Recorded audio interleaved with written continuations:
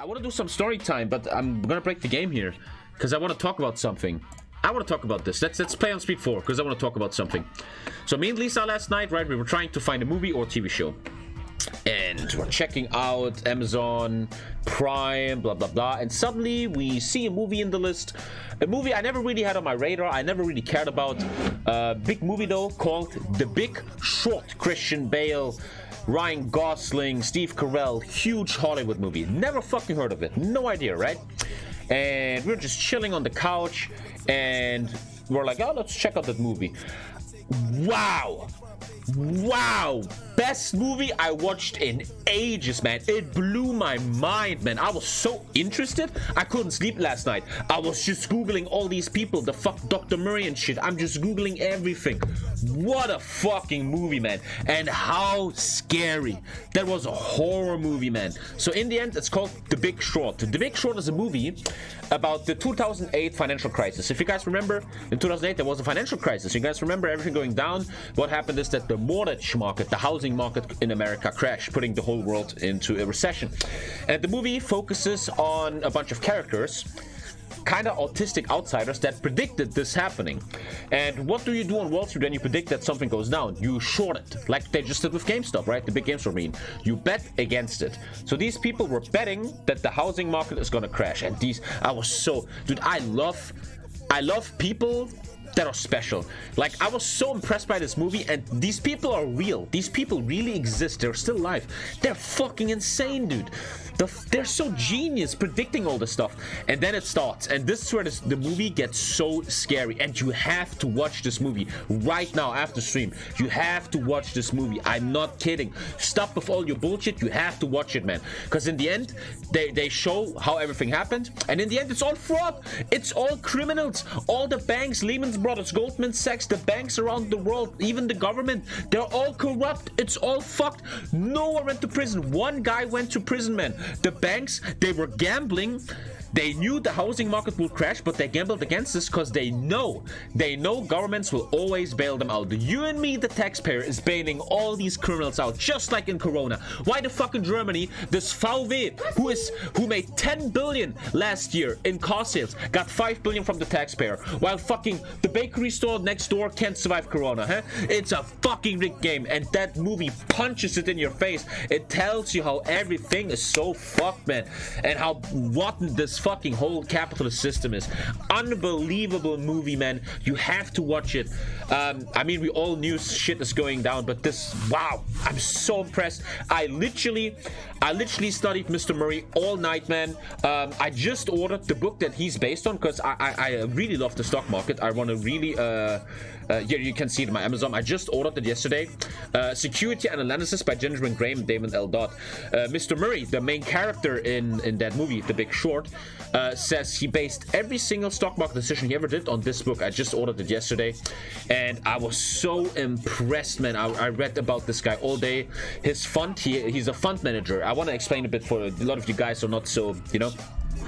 A fund in the end means, you know, I'm an investor, dude. And also, that movie is so complex, nobody understands what's going on because the system is built that nobody understands anything, you know, so nobody can fucking realize what's going on. So there's a stock market, right? You can buy a stock to help a company, blah blah blah. A fund in the end is, I'm a fund manager, you give me your money and I buy the stocks for you. I get my fee, 2% or something, blah blah blah. I do this shit. And Mr. Murray, Dr. Murray, what is his name? The Big Short. Big Short Murray. This is a genius, man. This guy's a complete genius, man. I'm so impressed by Michael Burry, man. Fuck, that guy is the biggest alpha, man. Fucking hell. And this guy reopened his fund, and in the last hours, like last night and this morning, I got very motivated again about stock market, man. I'm ordering books, I'm reading, I was just watching a lot of stock market videos. I'm really interested. I want to put more time in it. I don't want to wake up in the morning and play World of Warcraft. I want to invest and learn about the stock market, and I just got the book. And I did a big research today. Thank you, Ozzyglide. I want to talk about this for a second. Little story time, then we go back to the game. So I'm wondering, right? These people they're clever. They play the system. These are not heroes, right? These people are not heroes, man. But these people play the system. And I'm like, how do you play the system? How can you do this, man? How can you make money on this? And what is Mr. Burry doing, right? It's about predicting the future. What is gonna be needed in the future, right? You have stuff like global warming, so the green stuff, solar power, blah blah blah blah blah. And as I was researching Mr. Michael Burry, this genius that the movie The Big Short is based on, he reopened his in 2013 he reopened his hedge fund, and he is mostly investing in one thing only. Let's read this next one. So interesting, man. Burry has focused much of his attention on investing in water, gold, and farmland. Burry has been quoted saying, "Fresh, clean water cannot be taken for granted, and it's not. Water is political and litigious." And all morning today, I was researching the upcoming water crisis and shit. It's so crazy. I was watching this thing here. Water crisis stocks or something. Where's that thing? No, I was watching this thing. I think it was this one. And this would you guys like to watch this right now? Would you guys care? This guy completely explains with complete proof and numbers how the world is gonna get completely. You want to react to this? Okay, let's go to just chatting for a second. I want to talk to you about this, man.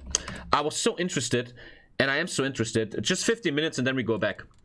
And let's go to 1.05. And so I was thinking, right? I'm sitting at home. I'm like, man, you're not the dumbest kid. You have some money. You're liquid, right? How do you invest? Because I'm now an investor for 1 year. I'm the stock market, and I'm not doing so well. I'm doing bad decisions. We can talk about that later. I'm always open about my stocks. I also just bought more stocks. We can talk about that tomorrow. Doesn't matter right now. And I'm researching. I want to get better. I want to do more, right? And dude, I was checking water funds today, and they're up by 30% in 2019. So I'm thinking, we're all hearing about an upcoming water crisis. You know, you're not hearing it because, as I always say, and he says it in this video, as I always say, the human species is reactive and not proactive. Humans always react when shit goes down. As long as my life is good, I have my food, my phone, my shit, I don't give a fuck, right? Humans are reactive. Look at Corona. The thing is that we have an upcoming water crisis, and we're going to look at the video now. We're going to watch this. I want to share this with you guys. And in the end, I just want to already bring the premise. I was really researching water. And the thing is, you have to ask yourself, so you believe a water crisis is coming, as I'm believing. So how do you capitalize on it? How do you make money on it? What are the stocks? What are the funds? And in the end of the video, he will show you the major, the ocean. Dankers, you might be retaught, but the ocean is very right. Because in the end of the video, he talks about the number one solution for the water crisis that's upcoming. A solution already implemented in the Arabian Emirates, Dubai, and Israel. Does anyone know what the solution is to the upcoming water crisis that will, in our lifetime, fuck us all? It's desalination plants. It's desalination, a concept of certain mechanical processes where you desalt ocean water into drinkable water. We all heard about this for many years, and we always also heard it's not lucrative. The money is not good. But as time goes by, and as the water crisis, I mean, look at California and Australia last year, how everything is fucking burning there, you know? As everything goes up, water will be the number one resource of the future. And I'm really... This is what I do privately now. I really research the shit a lot. And tomorrow, Monday, I'm going to talk to my bank guy, and I'm going to fucking invest hard in these water funds. So let's watch this video. I want to share this with you. I think it's really important to spread awareness about this because, once again, humans are fucking not proactive, man. And this shit... If you think Corona is bad for us, this shit is the future of our lives. Let's take a look, you guys. To assume that I want to talk about watching this video can turn on the tap and have clean drinking water flow out of it 24 hours a day, 7 days a week. Our source of water is reliable, and it has been our whole lives. It's hard to imagine a world where we have to ration our water or worry about it running out. Unfortunately, yeah, it's very hard to imagine, especially for us, right? Most of us, we have good lives. And it will become a reality for many more of us over the next 20 years. Since the beginning of the 20th century, our global... How do I make that stuff go away? No, how can I... Here. Global fresh water use over the long run. Global freshwater withdrawals for agriculture, industry, and domestic use since the 1900s. Jesus fucking Christ, man. And with global warming looming, this shit is gonna grow and grow and grow, man. Demand for water has increased by around 700%. from 600 billion cubic meters 700%. of water used annually to about 4 trillion in 2014. The increase in our water demand has been exponential and is only projected to continue rising. Water demand globally is projected to increase by 55% between 2000 and 2050. Much of this demand is driven by agriculture, which accounts for 70% of global freshwater use. Food production will also need to grow by 69% Look by at these 2035 numbers, as the population man. of the world continues growing and more food needs to be grown to sustain our population. This chart right here shows us that in 1928 there was 2 billion people on the planet. By 2019, that number skyrocketed by over 350% to 7.7 billion. And by 2050, the global population is projected to hit 9.7 billion people, or about 25% higher than we are at today. So let's put our global water demand right beside the world's population growth, and you can see for yourself just how closely related these two charts are. And it's kind of hard to tell by looking at them. I don't want you to say anything. You just have to let this guy talk, man. Faster than our population, which means that on what's the proof it's gonna grow for eternity, man? You have always retards like Tuba. I mean, read the fucking chart, man. Can you see? Because the camera, it's flattening out. Every fucking legit study, every fucking company that researches for population growth says it's gonna flatten out. What you just said, but it's not gonna flatten out right now on 2020 on 8 billion, man. Use your fucking brain, dude. On average, humans are using more water per capita. Literally shows right here it's flattening. This is because manufacturing processes use tons of water. So as the economy grows and as we continue developing, we need to use more and more water. This additional need for water outside of our basic human needs is why our per capita water usage has gone up. That's all fine and dandy though. I mean, most of us have no water issues whatsoever, so we could probably afford to have the global population grow a little more without having to cut back. Current agriculture, yeah. Right? Well, no. The reality is that even without our population growing, water will still become an issue due to global warming and the fact that at our current demand rates, we are running out of it. Global warming and our increased usage of water is causing our water sources to melt or dry up. We just had a stream 2 days ago where I talked about the Aral Lake in Russia, which is still in Hoi 4, who doesn't even fucking exist nowadays anymore, man. Isn't that crazy? What they call day zero, which is when the taps will have no more water to flow out of. Now you gotta listen. I'm gonna turn them down to normal because you gotta fucking listen to this shit. Them. Cape Town, South Africa is home to over 4 million people and was the most recent example of a city coming close to day zero. This article from National Geographic reads, population growth and a record drought, perhaps exasperated by climate change, is sparking one of the world's most dramatic urban water crises, as South African leaders warn that residents are increasingly likely to face day zero. That's the day previously projected for mid-April, but now mid-July, when the city says it will be forced to shut off taps to homes and businesses because reservoirs have gotten perilously. Enable caption, please? What is enable caption? You mean subtitles? Low. A possibility officials now is that consider caption? Almost inevitable. What is caption? This is exactly what climate change does and how it affects our water supplies. Imagine a fucking day zero, man. There's just no more water coming out of your fucking tap, and fucking South Africa is getting more and more close to it. Isn't that insane? Climate continuing to increase in temperature. I mean, it makes total sense. It makes total sense. It's just unbelievable for humans. Because once again, we're reactive. We don't think about this shit. The aquifers and reservoirs that many cities rely on. Cape Town ultimately did end up averting their water crisis by collective effort. We will all be dead by the time this happens. So what's your argument here? What's your argument? We should just fucking jerk off in the fucking forest? What are you talking about? Citizens to cut back dramatically. Also, we're watching this with the background usage. of it possible also investments. Finally rained, which helped refill the city's reservoirs. To put it plainly, the city got yes, lucky. we should just jerk off in the forest. Cape Town isn't alone, however, and there are many other major cities that are at risk of similar. Name a city full of white people that has a huge water problem right now. If you watch the UFC and shit, you know what city that is. A city built in the fucking desert. What is the city?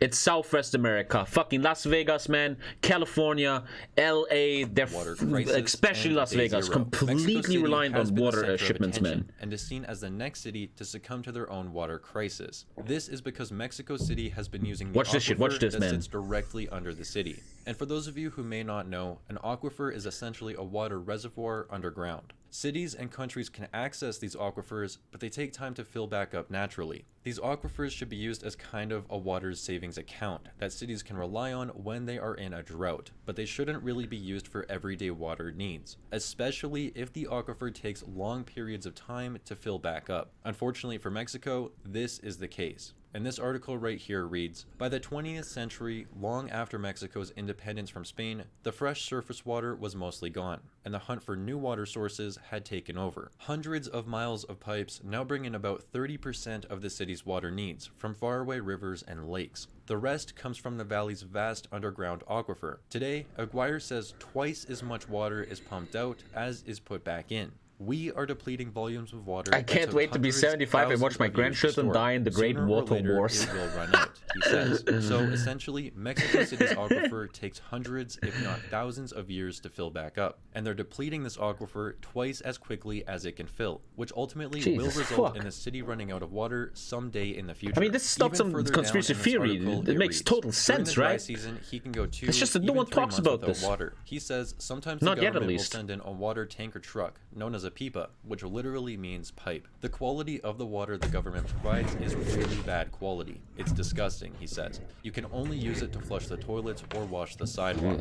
This Mexico City resident says the water the government supplies can only be used to flush the toilet, so it's not really drinking water. Water quality going down is a direct result of water scarcity. Another problem with draining the aquifer below Mexico City is that it is literally causing the city to sink. This is because where water once sat below the city, there is now a giant empty hole. Reports say that the city is sinking at 3.2 feet per year, and that this problem is only going to get worse.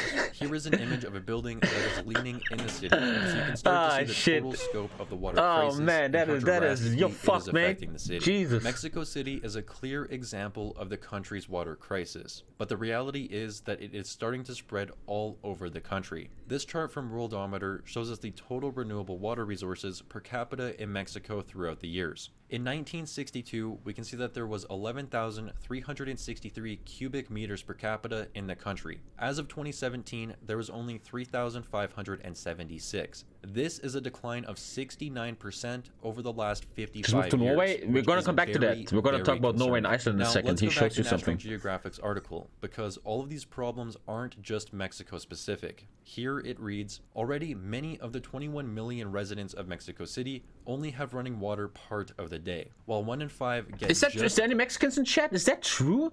If you live in Mexico City, you have partly water supply? A few hours from their taps a week. Several major cities in India don't have enough. Water managers in Melbourne, Australia reported last summer that they could run out of water in little more than a decade. Jakarta is running so dry that the city is sinking faster than the seas are rising, as residents suck up groundwater from below the surface. One more article from BBS reads, of the world's major aquifers, gravel and sand-filled underground reservoirs, 21 out of 37 are receding, from India and China to the United States and France. The Ganges Basin in India is depleting due to population and irrigation demands by an estimated of 6.31 centimeters every year. Jay, the senior water scientist at NASA, has warned that the water table if you live in the rich area, it's okay, man. You fools. If you live, you will just keep listening, man. It's time to get smart, guys. You cannot afford to be this dumb anymore. Over the world. There's not an thinking that if you live, that's the problem. I'm gonna sound a bit liberal here. I'm sorry, but that's the problem with Western capitalist white people. We all think our lives are easy. Oh, I have a car, I have a house, man. I can fucking truck off all day, man. I can do what I want. But that doesn't make make the world's problems go away, and they're gonna catch up to you eventually, man. That is just a fact. That is not something political. That is just a fact. It's just that cities like Mexico, and we cannot afford to be this fucking stupid about it. Ahead of everyone else due to unfortunate geological reasons. However, areas around the world such as Australia, the US, and Canada are at risk as well, even though we don't see any of the effects yet. Even here in Calgary, Alberta, where we are only a couple of hours away from glaciers that feed our rivers, we are not immune. And I actually have a tool here that shows us the global extent of the water crisis. So this tool right here is very in-depth, and I'll leave a link in the description so that you guys can all go and play with this yourself. But let's play with it. Let's fucking play with it for a second. I know you guys like playing with stuff. Where's that? Is it this one?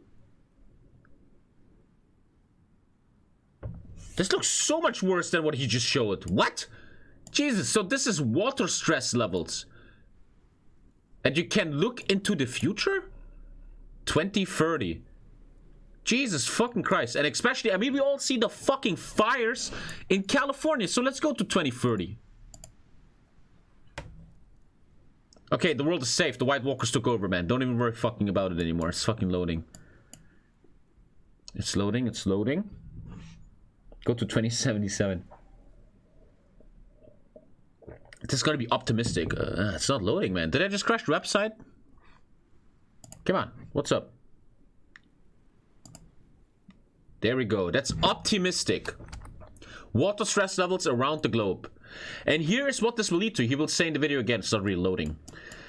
In the future, I'm predicting, and it's not hard to predict this, something will happen. There will be a thing called climate refugees, climate change, water crisis. All the people living close to the equator need to leave these areas. They cannot farm anymore, there's no water anymore, and they will go to the north and the south. And all the white people that sit in their little villages in England, Germany, and Scandinavia, they will have to handle this shit, man. They're fucking coming, dude.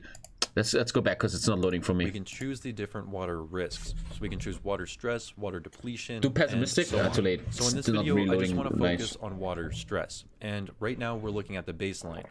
I'm from Sao Paulo, Brazil, and in 2015, there was a huge water crisis, and there was water rationing. Brazil is the country built the wall with the biggest natural source of water, and that shit is getting fucking real. Just the current water stress around the entire world. And if we put the screen right here, we can see that there is a lot of water stress in the United States and in Mexico, as well as around Southern Europe, the Middle East, and in Asia. Now remember, this is the water stress as of... And dude, I have so many stories about this, and if you open your eyes and see it yourself, I was watching the German news the other day, and they were following a warden of the forest. He takes care of the forest, and he was digging a hole in the ground, and he said, well, 5 years ago this was full of water, now it's all gone, but you fucks out there, you don't care about this shit. What the fuck, man? Right now. The guy is like, yeah, we're fucking dying, no one cares though. So if we go to the left and pull out the table again, we can fast forward to 2040. And now let's take a look at the water stress around the world. And if we zoom into the United States, we can see just how much of the West is going to face extremely high water stress. If we go up to Canada, we can see that we are not immune either. Right here is where I live, Calgary, and we can see that the whole entire area is going to face extremely high water stress by 2040. Conspiracy theories get started. Once again, my opinion is you cannot afford to be this dumb. There's a huge difference than believing Bill Gates did Corona and believing in this shit, my dude. Every single nation near the equator is going to face some sort of extreme water stress. From countries like the UK all the way down to India. This very much so is going to be a global crisis. Now personally, I am optimistic because as this crisis continues getting worse, I believe that people are going to demand more and more from our governments and companies. So I am optimistic. And that's how I always felt about the human race, right? Whenever an issue comes up, the taxpayer, the voter, the humans realize it. They're demanding companies and politics to do something. Corona happens, do something, politics, blah, blah, blah, blah. I just always felt like that the human race is very slow in that department, especially with a lot of bureaucracies like in Germany. We're always reacting very slow. Hey, global warming is coming. Yeah, we're going to stop coal by 2060. How about fucking that, right? At our current rates with the current projections, we're always so slow with reacting to stuff. If these projections turn out to be true, then this is and when you're slow reacting to stuff in nature, man, for billions you get of people, fucked, dude. all while the global population continues increasing. This quote comes from Andrew Steer, President and CEO of the World Resource Institute. Water stress is the biggest crisis no one is talking about. Its consequences are in plain sight in the form of food insecurity, conflict and migration, and financial instability. I agree with him completely. Our tendency as humans, at least from what I have observed in my first 25 years of life, is that we are reactive beings, not proactive ones. We tend to wait until things are affecting us personally before we make a change in our behavior or start to look for solutions. It's because the problem isn't noticeable to many of us yet that we're not talking about it. But freshwater is an invaluable resource that we depend on. It's more important than the food we eat. And currently, we're treating it as if we have infinite amounts of it, and like it will be easily accessible for forever. However, despite the severity of this crisis, humans are adaptable. And as I said in my last video, this adaptability is what got us this far in the first place. I believe we can make adjustments and deal with the crisis we face in the future so long as we all face them together, which I do think we will. So now that I have spent the first segment explaining to you all the problem, let me here now it gets explain interesting, how we can right? This was the depressing shit, as well as the opportunities that are going to arise in our quest to handle the water crisis over the next 20 to 30 years. My mom works for the Bundesanstalt für Wasserwege, which is the water department in Germany, and she says that the permanent decline of the Rhine and the extreme rain will fuck everything that's near the river. To understand the opportunities and the solutions, we need to look no further than Israel. In 2008, Israel was... Lately, I just hear so much good about Israel. They vaccinated their population quickly, man.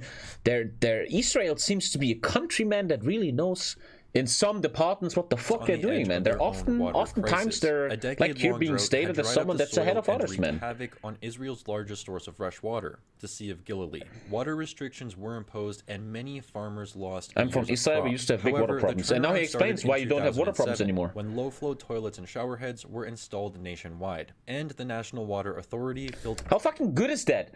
They installed low-flow shower thingies and toilet. Let's be honest. When I flush my toilet, there's so much water. Nobody needs that much water, man. Innovative water treatment systems that recapture 86% of the water that goes down the drain and use it for irrigation. To put how incredible this is into perspective, Spain comes in second with only 19% of their water being recycled. However, Israel recycles over 80% of its water, where the second place is Spain with 19%. Even with these measures in place, Israel needed another 500 million cubic.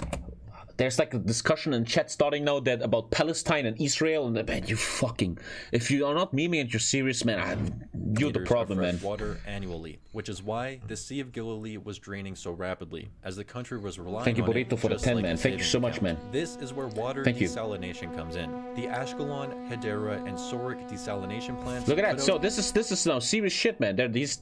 This is not a dream. They have 3 high-level, new, modern sanitation plants, man. A total of more than 600 million cubic meters of fresh drinking water annually, which is about 100 million more than the 500 million Israel needed to achieve. The result is the Sea of Galilee is fuller once again, and Israel's farms are thriving. Furthermore, over 55% of Israel's drinking. That's why I always, let's get political. You know why I always felt like that? Oh, here we go, boys. You know why I felt like that the world was always anti-Semitic and against Jews and like, oh, fucking Jews? Because the Jews, or in this example, in the last decades, Israel is doing great. They're using their fucking brain, man, you know? They're fucking using their brain. And you have all these retards sitting sort of, I have no water anymore. Wait, Israel has water. Must be the Zionists, man. Must be the fucking Jews, bro. Water now comes it always, a lot of this shit comes from that, because they fucking know what they're doing, man. And all the fucking monkeys up in Liverpool don't know what the fuck's going on. Used to be how expensive it was, but Israel's Sorek plant is able to produce 1,000 liters of drinking water for just 58 cents, which allows. Like, imagine the water crisis becomes real, and Israel is already very safe with the Lake Guinea. It's actually cheaper than people pay in People Las will Vegas hate on them so LA. hard. It's for these reasons that desalination plants are on the rise, and the industry in general is growing very consistently. In this article, it reads. Meanwhile, the cost of desalinated water. I literally read that article this morning in the bathtub. Technology evolves and the cost of other sources increases. In the last 3 decades, the cost of desalination has dropped by more than half. This is exactly what happens in new industries, and we saw the same thing with solar. Desalination plants have been around since the 60s, but they weren't economically viable. So I always heard, I remember back in the day, you know, as a kid, do you guys have the same? As a kid, I always thought, why don't we just desalt the ocean and we have infinite water, right? As technology improves and the demand for these because plants it wasn't increases, economically viable. They received increased investor capital, as there is more incentive to pursue the technology and build the plants. If we weren't in and approaching a global water crisis, the whole industry would not exist. But since the crisis is coming and we're seeing the start of it, the growth of the industry and the technology follow suit. What a great proof for this upcoming crisis, right? This market is completely exploding. This chart right here confirms this by showing us the growth of the industry. The green bars are the operational desalination plants, and the solid black line is the operational desalination capacity. And these are the 2 factors that I want to focus on this chart. We can see here that the first time desalination capacity crossed 20 million cubic liters per day was around the year 2000. Over the next 20 years, the capacity of these plants has grown by almost 500% to just under 100 million cubic liters per day. With the water crisis just starting around the globe, I strongly believe that this industry will continue growing and that this growth will accelerate. Freshwater is a basic human necessity, and our freshwater resources are. I mean, there's all these stories, man. You guys heard about Nestle, and the CEO of Nestle wants to privatize water. He's trying to buy water all around the globe, making it property of Nestle and not anymore of the state where it's in. Drinking all around the globe. This shit is so fucking real, man. And they know what the fuck the future is, dude. To put it simply, we have demand increasing and supply going down of the most valuable resource on the planet. Part of the solution to this problem seems to be desalination plants, which have worked in Israel and all over the Middle East. They do have their drawbacks, but as the water crisis continues spreading and the incentive continues increasing, I believe that we will see this industry continue innovating and becoming more and more economically viable. This will ultimately grow the industry and allow more and more countries to add desalination to their freshwater efforts. And then we get to the capitalist I have all the links in the description of this side, video huh? to my sources. How do you fucking make money on? So this is how I started this whole thing. And I'm gonna finish the point when we go back to A4. I was thinking a lot this morning about the stock market and blah blah blah, and it all started with the movie The Big Short, and it all started with Dr. Murray, who predicted the 2008 housing crisis, who is now almost completely investing in water stocks, man. And I think just more, I'm gonna literally call. I'm not gonna even write an email anymore. My bank guy, because I still have to unlock my funds. I'm not allowed to buy funds yet. I don't know why.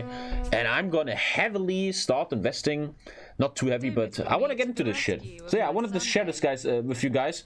Obviously, two parts here. This is a global human crisis, and there's the capitalist side of buying stocks about it, you know. Very interesting topic, in my opinion. Huge. I think a lot of human beings don't want to hear about this because bad news always kind of sucks, right? But fucking hell, man. I personally believe that this is truly a big threat to the human race, man. I don't know specific stocks yet and stuff. I was researching some stuff. I want to really get to this next week before stream. I always have a lot of time before stream, playing some Magic and researching. I already found 2 water stocks, but yeah, I want to get into it slowly. I'm going to research more and find some stuff. I saw some examples of water funds that, as I said, made 35% in 2019 and stuff.